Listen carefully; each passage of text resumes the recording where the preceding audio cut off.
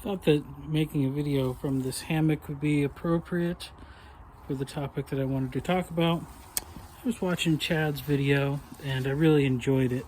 And something that I've felt before and have expressed before is that the Alcoholics Anonymous program really represents the pattern of salvation that was discovered or rediscovered, I think, in the Reformation, because I do believe it's what the earliest Christians knew and understood. And the terrible destructiveness of alcoholism obviously leads people to seek help, and the true alcoholic discovers that they cannot do it on their own, and it requires a surrender. And the guy that he had, the little clip, the ego reducer, was talking about this need to hit bottom, and that he wanted to help people hit bottom, and that was a necessary first step. And so, one of the criticisms that I think people make about Protestant Reformed theology is that, God does everything, so you can just do whatever you want. And I think even I have been critical of the type of person. There's a sort of meme about some guy that understands it, and in our corner we'll say he just understands it propositionally. It doesn't really, but he's not participating. That's what we'll say. And we'll say he just understands it propositionally. He's not really participating because he doesn't do anything. But, I think that there is something to the fact that not doing anything is actually a significant thing to do. And so, even though I have often said, like, I wish those people would just get out and do something, go, because the love of God in your life should produce works of righteousness.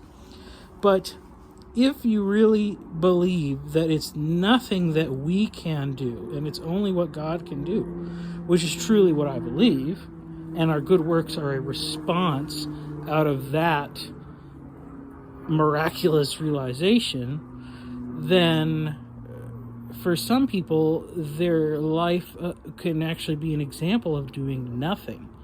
And what purpose that serves is that it will help the self-righteous people hit bottom.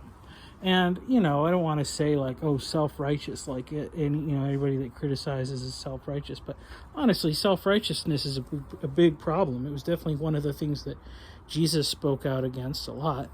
And to not criticize any other traditions or religions, I'll just use the example of the woke religion, which is a very self-righteous religion.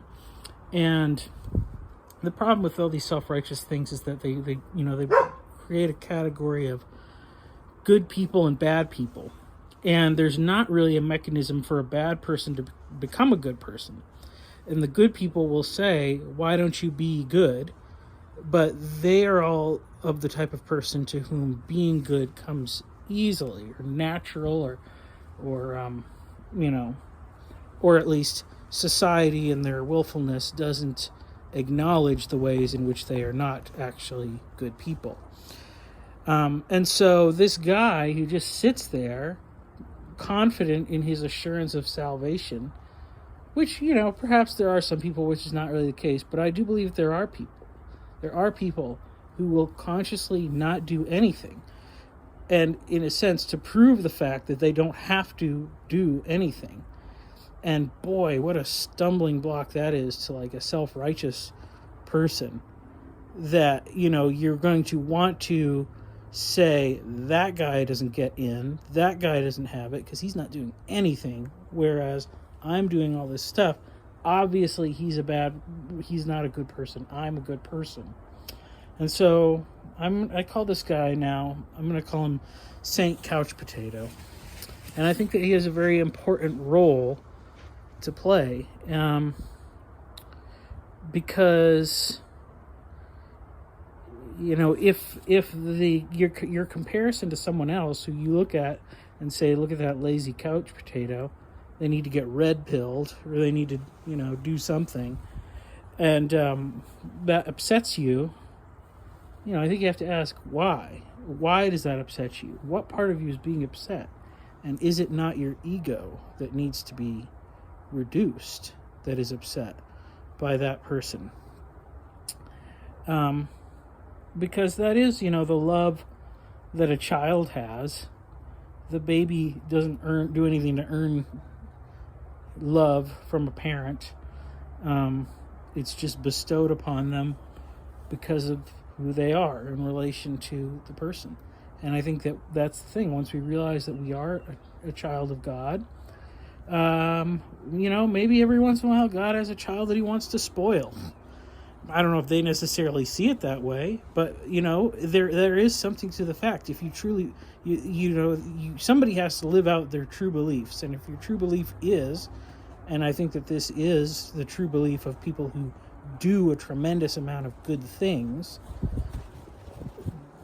which is sort of antithetical to the fact, but if God requires nothing of you other than to put your trust in him, he might ask you to not do anything.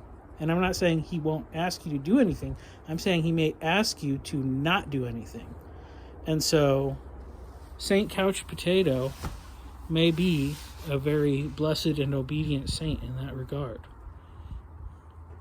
So that's my thought.